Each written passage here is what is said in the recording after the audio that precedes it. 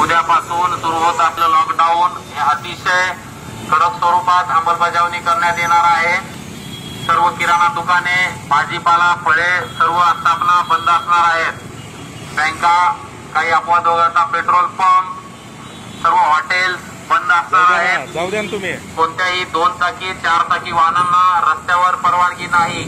दवाखान्याचे वगळता इतर कोणतेही वाहन रस्त्यावर येणार नाही। कोणतेही कारण ऐकून घेतलं जाणार नाही।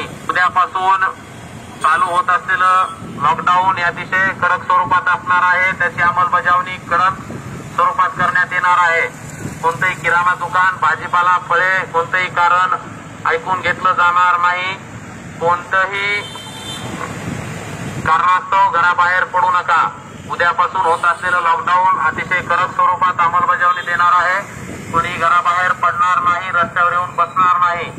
सर्व प्रकारच्या आस्थापना, बँक, खाजगी ऑफिसेस, किराणा दुकान, भाजीपाला, फळे विक्रेते सर्व बंद असणार आहे। कृपा करून सर्व लातूरकरांना विनंती आहे, या लॉकडाऊनचं अतिशय काटेकोरपणे पालन करून प्रशासनाला सहकार्य करायचं आहे।